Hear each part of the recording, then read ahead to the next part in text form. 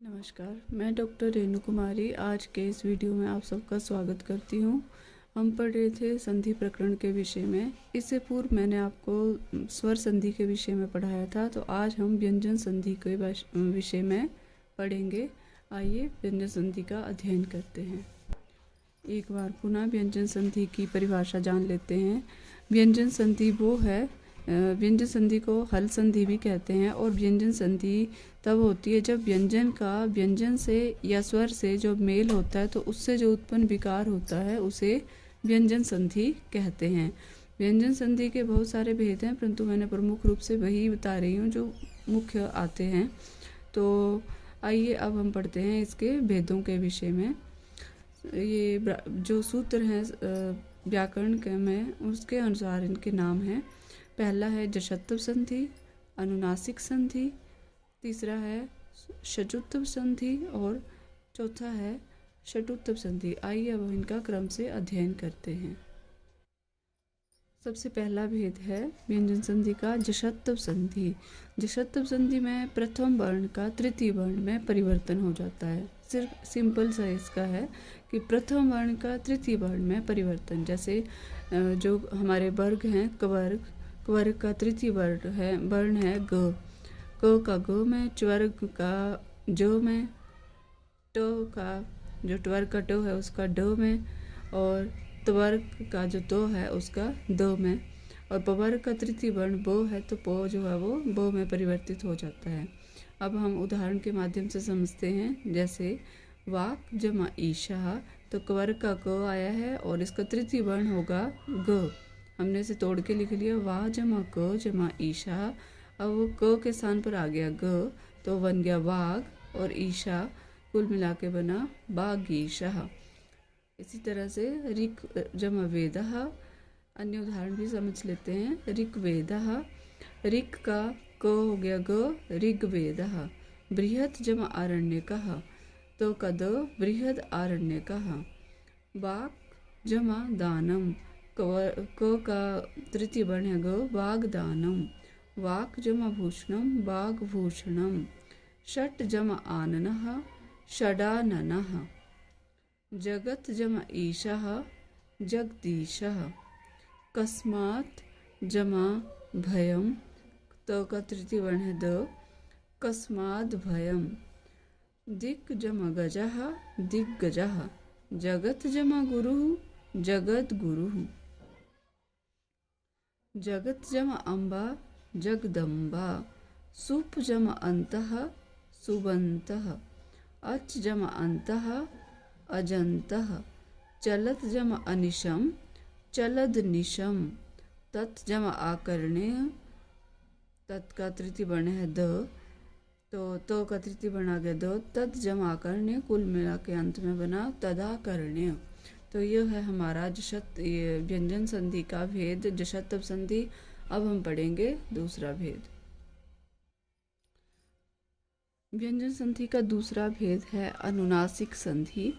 अनुनासिक संधि शुरू करने से पहले मैं उम्मीद करती हूँ कि आप इन्हें इन नोट्स बना रहे होंगे ताकि आपको आसानी से समझ आ जाएं। तो आइए अब शुरू करते हैं। अनुनासिक संधि। अनुनासिक संधि का नियम है कि इसमें प्रथम वर्ण का पंचम वर्ण में परिवर्तन हो जाता है। जो हमारे वर्ग हैं उसमें जो पंचम वर्ण है सबका, वो क्या है, अनुनासिक है।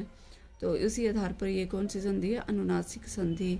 जैसे प्रथम वर्ण का पंचम वर्ण में परिवर्तन, तो प्रथम वर्ण कौन से हमारे, क च ट त प, ठीक है।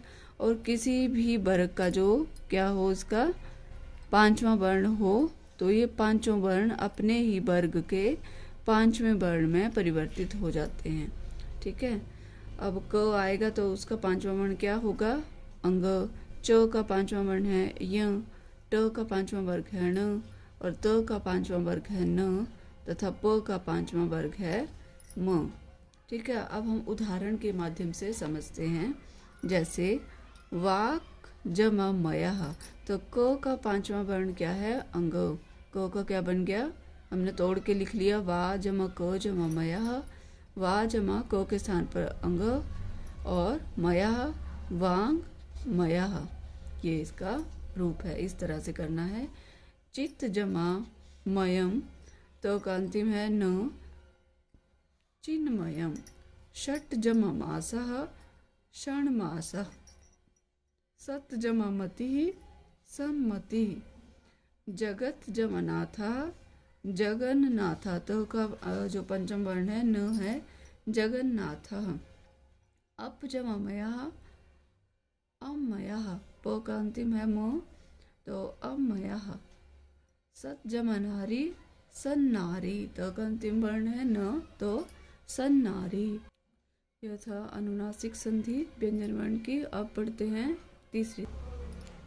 व्यंजन संधि का तीसरा भेद है शचुत्तव संधि। शचुत्तव संधि का सूत्र है स्तोह सचुना श्चुः, स्तोह सचुना श्चुः। तो इसमें नियम क्या है कि यदि तो त या द के बाद च या छ हो तो त या द का च हो जाता है। यदि तो द के बाद क्या हो, च या छ हो, तो द किस में बदल जाता है, च में। जैसे भवत जमा चरणम, तो यहाँ तो है तो का किस में हो जाएगा, इसके बाद आए च या छ हो, तो भवत के बाद तो के बाद क्या है, चरणम च है, तो किस में बदल जाएगा, ये च में।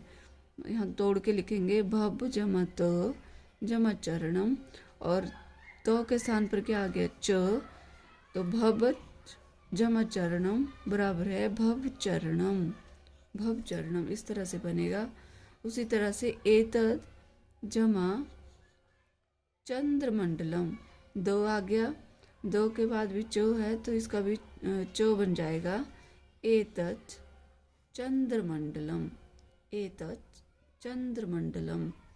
दूसरा नियम है इसका शचुत्तव संधि का कि यदि त या द के बाद ज या झ रहे तो त या द का ज हो जाता है। ठीक है, साथ साथ नोट करते चलें, आपको समझने में आसानी रहेगी।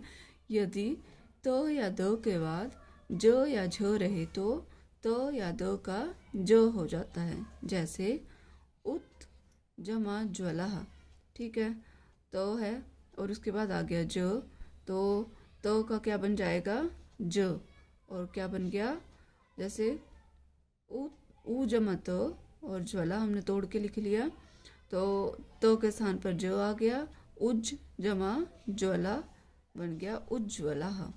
इसी तरह दूसरा इसका उदाहरण है एतद जमा जननम, तो के स्थान पर आ गया जो, तब क्या होगा, जो या झ रहे तो जो हो जाता है, एतद जननम। ठीक है, इसका तीसरा नियम है शचुत्तव संधि का नियम 3, यदि न के बाद ज या झ हो तो न का य हो जाता है।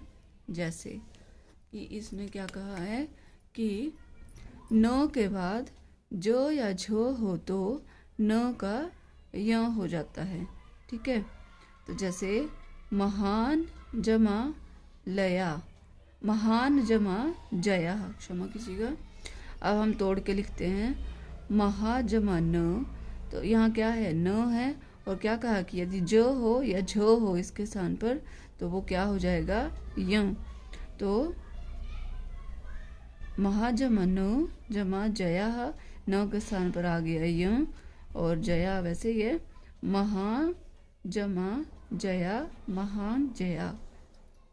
उद्यन जमा झंकारा, उद्यन, यहाँ आगे बीच में झंकारा, न के स्थान पर यह हो जाता है। नियम है इसका चौथा, यदि पदांत में त या द हो और उसके बाद श हो तो त या द का च और श का छ हो जाता है। जैसे एक बार फिर से समझ लेते हैं कि पद के अंत में यदि त या द हो, यहाँ पर मान लो त या द हो और उसके बाद श हो, श आ गया दूसरी तरफ, तो क्या होगा, त या द का क्या हो जाएगा, च, तो जो है वो तो तो या द का च और श का छ हो जाता है। ठीक है, तो द का च और श का छ हो जाएगा, दोनों तरफ इसमें परिवर्तन होगा। जैसे महत जमा शकटम, तो का तोड़ के लिख लेते हैं, मह जमा त जमा शकटम, समझने में आसानी रहेगी। तो मह जमा तो का क्या हो जाएगा, यहाँ पर बताया है कि इसका च हो जाएगा, च लिख दिए तो के स्थान पर। और शकटम, शकटम को भी हम तोड़ के लिखते हैं, श जमा कटम, तो श के स्थान पर क्या हो जाएगा, छ। ठीक है, तो या द का च और श का छ, छ बन गया। इधर बन गया है महच जमा छकटम, बन गया महत छकटम, महत छकटम। ठीक है, तद जमा शरीरम, तो जमा द तोड़ के लिखते हैं, श अलग कर दिया और रीरम, और दो का बन गया यहाँ पर च और श का बन गया छ, तो क्या बन गया, तच जमा शरीरम बराबर है तच शरीरम। ठीक है, ये इसका रूप बना। इसका नियम 5 है, यदि पदांत में न हो और उसके बाद श हो तो न का य एवं श विकल्प से छ हो जाता है। ठीक है, यदि पद के अंत में यहाँ न हो और उसके बाद श हो तो न का क्या हो जाता है, य, और श का क्या होता है, विकल्प से। कई बार होता है, कई बार नहीं होता, विकल्प से छ हो जाता है श का। तो इसको समझ लेते हैं। महान जमा शब्दः, न है इसमें अंत में, तोड़ दिया हमने, लिखा तोड़ के, और न का क्या बन गया, य बन गया। इस नियम के अनुसार न का य हो गया। और शब्दः, तो इसका बनेगा महान शब्दा, महान शब्दा, तो महा का ऐसे भी लिख सकते हैं, और विकल्प से अगर हमने यहाँ चेंज करना है, विकल्प से परिवर्तन करना है, तो मर्जी अपनी, मतलब श का श भी रहने दे सकते हैं या उसका छ भी हो जाएगा विकल्प से, तो महान शब्दः, ये इसका रूप। इसका छठा नियम है, यदि पदांत में तो या द हो और बाद में ह हो तो या द का द और ह का ध हो जाता है। जैसे क्या कहा कि पदांत में तो या द हो, इन दोनों में से कोई भी हो सकता है वाक्य शब्द जो है, तो या द, तो उसके बाद में क्या हो, अगर ह दूसरी तरफ क्या हो, ह, तो या द का क्या हो जाएगा, द हो जाता है, और ह का जो इधर ह है उसका ध हो जाएगा। जैसे उत जमा हतः, तो का द हो गया, हो का ध हो गया, उद्धतः, तत् जमा हितम तद्धितम। ठीक है, इस तरह से। और सातवां नियम कहता है इसका कि यदि चकार या जकार के परे न हो तो न के स्थान पर य हो जाता है। जैसे क्या कह रहे हैं कि चकार या जकार, चो या जो, इस तरफ जो भी हो, उसके परे अगर न आता है तो न के स्थान पर य हो जाता है। जैसे याच जमा ना, तो चो है तो यहाँ पर न के स्थान पर य आ गया, याच्या। ठीक है, यज जमा न, यज जमा न के स्थान पर य, यज्ञ। कई जगह यज्ञ का ही क्या रूप, क्या कहते हैं, यज्ञ। तो जो शुद्ध शब्द उच्चारण करना हो तो वो यज्ञ हो। हम कई बार शब्द बोलते हैं पर हमें पता नहीं होता कि वो निर्माण कैसे हुआ होता है उसका। तो जो हम यज्ञ शब्द बोलते हैं वो असल में यज्ञ है, उसका सही उच्चारण करना हो तो यज्ञ, यज्ञ ऐसा करना चाहिए। हम देखते हैं संधि में देखते हैं कि ये कैसे हो गया, ये कैसे बदल गया। तो ये छोटे छोटे जो नियम हैं इनकी हमें जानकारी होनी आवश्यक है। इसके आधार पर हमारे जो प्रश्न हैं उनका अपने आप ही समाधान हो जाता है। जैसे एक और है शब्द राज जमा नी। ठीक है, तो जो का क्या हो जाएगा, जो ऐसे तोड़ के लिख दिया, राज ज जमा न का हो गया यूं, और ई की मात्रा अलग कर दी हमने, न का हुआ। और यहाँ पर क्या बन गया, रागी। जो और यों का क्या बन गया, ज्ञ। तो रागी या राजी ऐसे भी कह सकते हैं, रागी। ये है इसका रूप। ये थी हमारी अनुनासिक संधि, जिसके विषय में हमने पढ़ा, अनुनासिक नहीं, क्षमा कीजिए, यह हमने पढ़ा शचुत्व संधि का भेदों, उसके जितने भी नियम हैं उनके सहित हमने पढ़ा। तो मैं आशा करती हूँ आपको समझ आ रहा होगा, और अच्छी तरह से समझना हो तो साथ साथ में नोट्स बनाते चलें तो ज़्यादा समझ आएगा। आइए अब इसका दूसरा जो अन्य भेद है व्यंजन संधि का वो पढ़ते हैं। व्यंजन संधि का चौथा भेद है षटुत्व संधि। षटुत्व संधि जो है इसका सूत्र है स्तो षटुना स्टुह। इसका नियम है यदि त या द के बाद ट या ठ हो तो त या द का ट हो जाता है। यदि इस तरफ त या द हो और इस तरफ ट या ठ हो तो उसका क्या हो जाता है, त और द का ट हो जाता है। ठीक है, तो अब इसका उदाहरण समझते हैं। तत् जमा टीका। तो का यहाँ पर जो तो है उसका टो हो गया और इस तरफ टीका है, तट्टिका।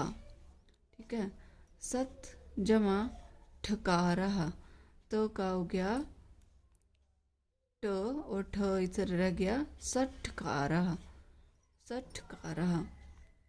इसका दूसरा नियम है यदि तो या द के बाद ठ या ड हो रहे तो या द का ड हो जाता है। इधर तो या द के बाद ठ या ड आए तो या द का ड हो जाता है। उत जमा डी नह। तो अलग करके लिख लिया हमने, ऊ जमा त और डी नह, तो का बन गया नियम के अनुसार ड। उड जमा डी नह बन गया उड्डीनह। महत जमा ठालम। तो का बन गया यहाँ पर ड। ठीक है, महट महडा ठालम, महड ठालम। ठीक है, नियम है तीसरा षटुत्व संधि का कि यदि न के बाद ड या ठ हो तो न का ण हो जाता है। यदि न के बाद ड या ठ हो तो इसका क्या हो जाएगा, न का ण हो जाएगा। जैसे महान जमा डामरह। महा जमा न जमा डामरह, न का हो गया न और क्या बन गया, महान जमा डामरा, महान डामरह। ये है षटुत्व संधि। और ये हमने मुख्य मुख्य जो व्यंजन संधि के भेद हैं उनका अध्ययन कर लिया है। मैं आशा करती हूँ कि प्रश्न पत्र में इस तरह के जब आएंगे आपको संधियाँ तो आप अवश्य उनको समझकर उनका सही उत्तर लिखेंगे। तो ये थी हमारी व्यंजन संधि। अब आगे हम लिखते हैं तीसरी जो है विसर्ग संधि का अध्ययन करेंगे। तब तक के लिए कृपया मेरे चैनल को लाइक, शेयर और सब्सक्राइब करना ना भूलें। धन्यवाद।